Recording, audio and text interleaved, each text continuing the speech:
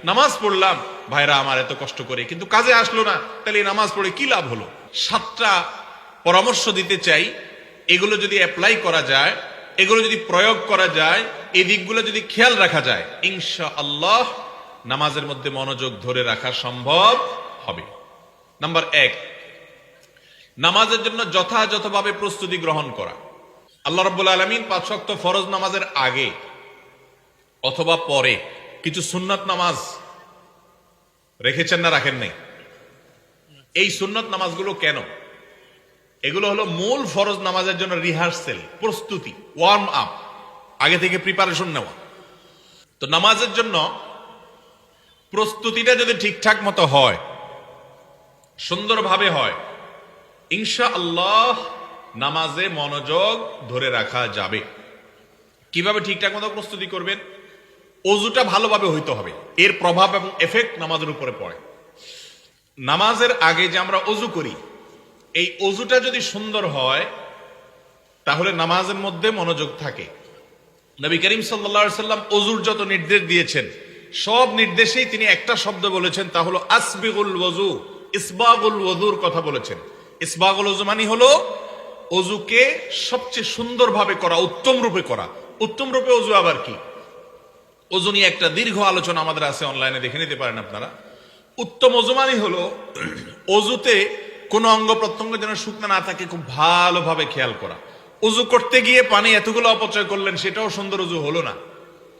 সুন্দর অজু বলতে যা বুঝায়, আল্লাহর নাম নিয়ে বিসমিল্লাহ বলে অজু শুরু করলেন, প্রত্যেকটা অঙ্গ প্রত্যঙ্গ ঠিকঠাক মতো ধুইলেন, ফাঁক ফোকরগুলো সবগুলাতে পানি পৌঁছাইলেন, এরপরে আপনি নামাজের জন্য গেলেন।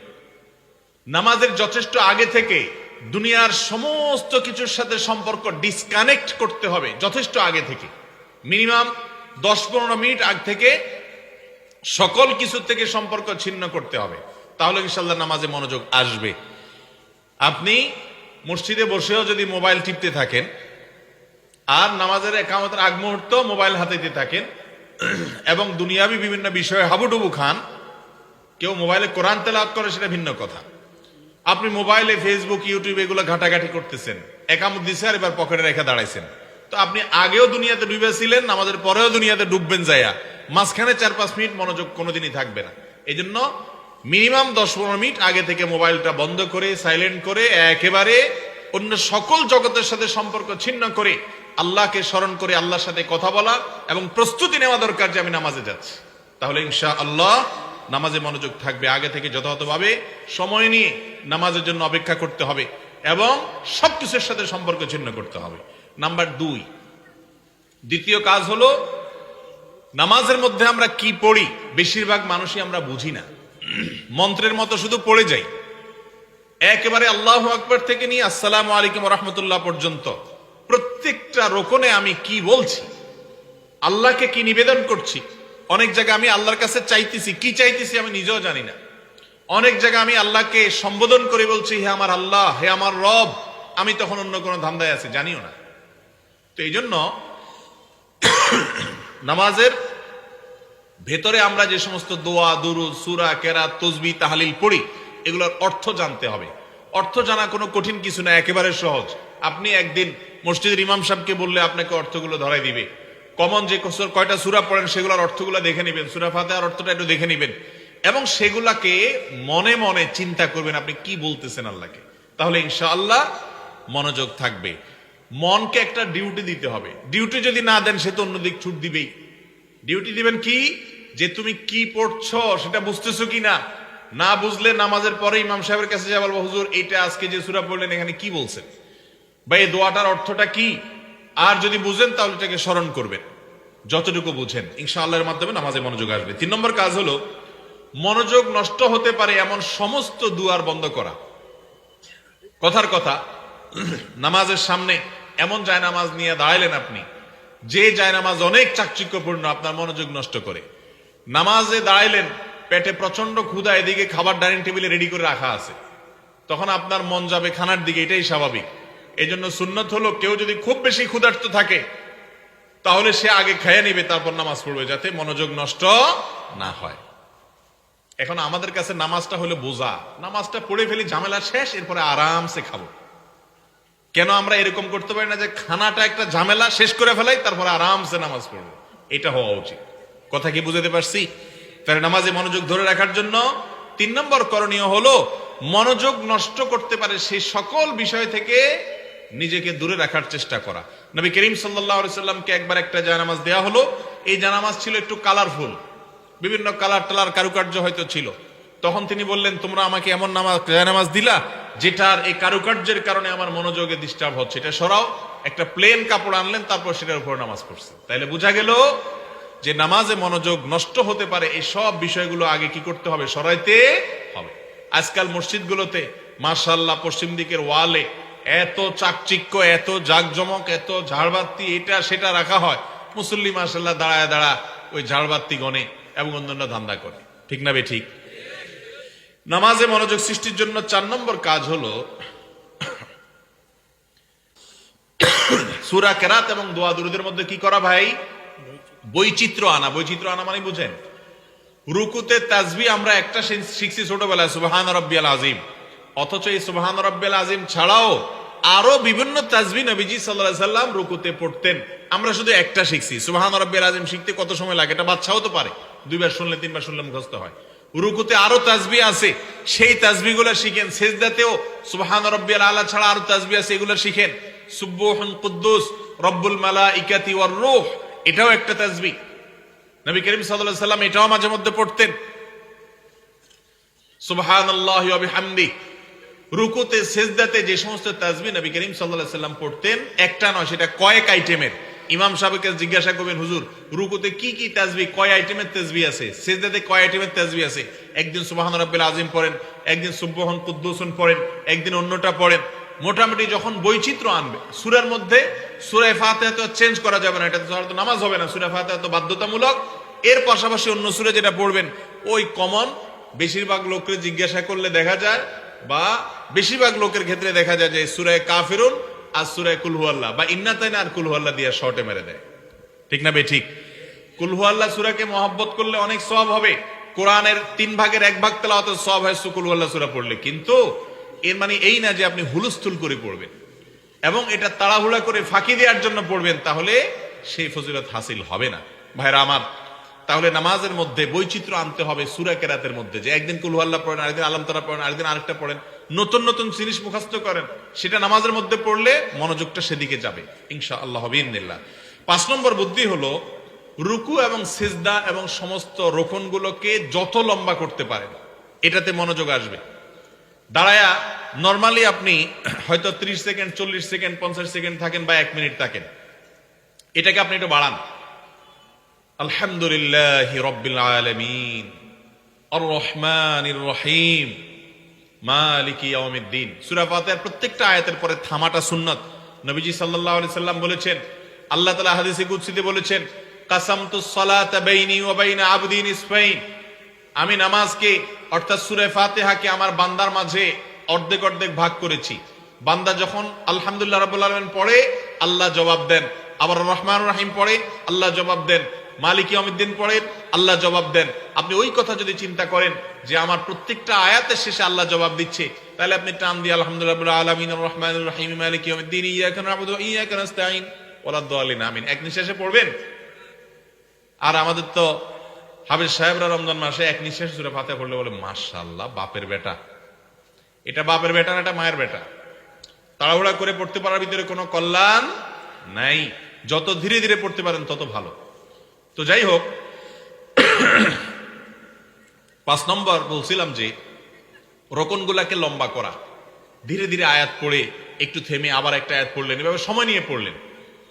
এরপরে ধীরে ধীরে আস্তে করে রুকুতে গেলেন। আমরা যেভাবে যাই, রুকু থেকে উঠে রুকু যাওয়ার সময় ধমাস করে চলে যাই, আবার ধপাস করে উঠে যান। ওই যে হিজবুত তাওহীদের লোক আছে কতগুলা, এগুলার নামাজ ফেসবুকে দেখা যায়। এরা নামাজ পড়ে আর্মিদের ট্রেনিং এর মতো, লেফট রাইট ধপাস ধপাস করে। এর নামাজ দেখলে সাধারণ কোন মানুষ দেখলেও ভয় পাবে যে মনে হয় মারামারির কোন ট্রেনিং মেনিং নিতেছে। অথচ সালাতের মধ্যে হবে আল্লাহ রাব্বুল আলামিনের আজমত, খুব ধীরে ধীরে রুকু, খুব ধীরে ধীরে রুকু থেকে উঠা, আমি আল্লাহর দরবারে আসি, খুব আস্তে আস্তে সিজদা যাওয়া, সিজদা থেকে উঠে খুব সময় নিয়ে বসা, এটা হলো সুন্নাত। মনোযোগ ধরে রাখার জন্য যত সময় দিবেন, রুকুতে, দাঁড়ানো অবস্থায়, বৈঠকে, সেজদাতে, দুই সেজদার মাঝখানে যত লম্বা সময় দিবেন মনোযোগ তত থাকবে ইনশাআল্লাহ। এটা পরীক্ষিত। 6 নম্বর আমল হলো, পুরো নামাজের মধ্যে কিন্তু আল্লাহকে আমরা সম্বোধন করি। পুরো নামাজের মধ্যে আমরা আল্লাহরে সম্বোধন করি, মানে আল্লাহকে লক্ষ্য করে কিছু বলি। দাঁড়ানো অবস্থায় বলি কি, ইয়্যাকা না'বুদু ওয়া ইয়্যাকা নাস্তাঈন, আল্লাহ তোমারই ইবাদত করি, তোমার কাছেই সাহায্য চাই। তোমার কাছে মানে আল্লাহকে আপনি এটা কথা বলতেছেন।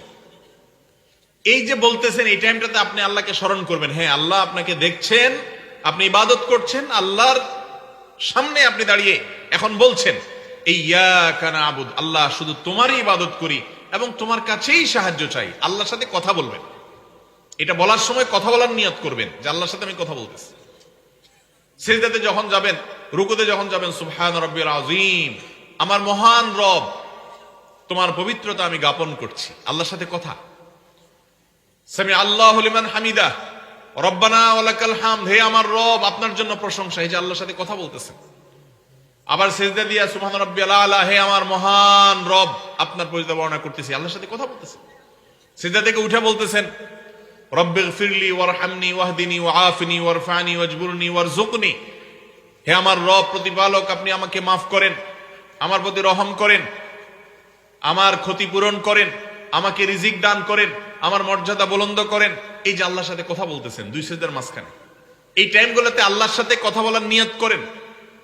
মনকে ডিউটি দেন, আল্লাহর সাথে কানেক্টেড করার চেষ্টা করেন। যে তুমি আল্লাহর সাথে কথা বলতেছো, কানেকশন আল্লাহর সাথে যেন যুক্ত হয়।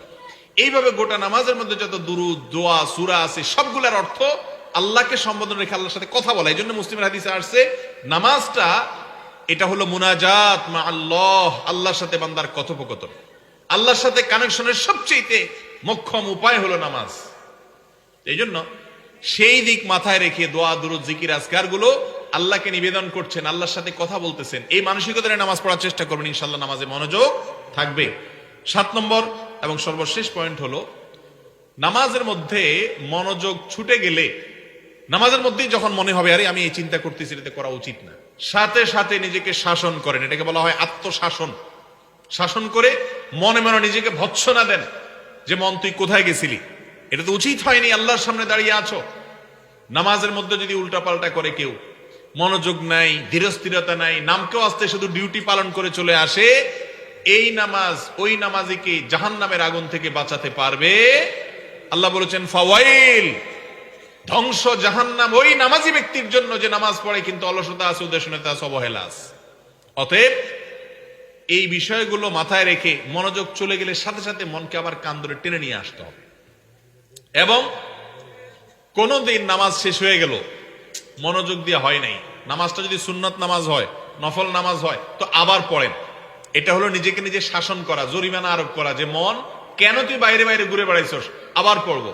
মনোযোগ এবারও পুরোপুরি ধরে রাখতে পারেন না, 50%ও পারেন নাই, নফসরে বলেন যে কাজ টাজ পরে আবার পড়। নামাজের চাইতে বড় কাজ মুসলমানের কাছে আর হতে পারে না। ভাইরা আমার, এই হিসাবটাই কিয়ামতের দিন সর্বপ্রথম নেওয়া হবে।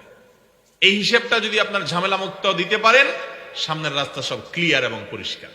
আল্লাহ তাআলা আমাদের সকলকে এমন নামাজ পড়ার তৌফিক দান করুন যে নামাজের বাহিরও ঠিক আছে, ভেতরও ঠিক আছে, খুশুয়া আছে, খুজুয়া আছে। আবারও বলছি, বাহির ঠিক মানে হলো নামাজের বডি স্ট্রাকচার ঠিক থাকার মানে হলো সবগুলোকে ঠিকঠাক মতো, রুকুকে ঠিক মতো করা, দান ওটা সোজা। অনেকে সোজা হয়ে দাঁড়ায় না, এই কল্লাটা একটু উঠে আবার দেয় দৌড়। এটা হলো মুরগির ঠোকরের মতো। মুরগি এক ঠোকর দিয়ে কল্লাটা সোজা করে না, কিন্তু কোন রকম উঠে আরেকটা ঠোকর মারে। নবী করিম সাল্লাল্লাহু আলাইহি ওয়াসাল্লাম বলেছেন, নামাজের মধ্যে যারা এরকম করে, রুকু থেকে উঠে সোজা পুরোপুরি না হইতে দৌড় দিছে, আল্লাহর কসম এরকম নামাজ যদি পড়ে সে নামাজ হবে না, হবে না, হবে না। এই ব্যাপারে সারা পৃথিবীর কোন আলেমের দ্বিমত নেই যে সোজা হয়ে দাঁড়ায় নাই, রুকু থেকে কল্লাটা উঠে দেয় না, উঠে দৌড় দিছে, তার নামাজ কোনোদিনই হবে না।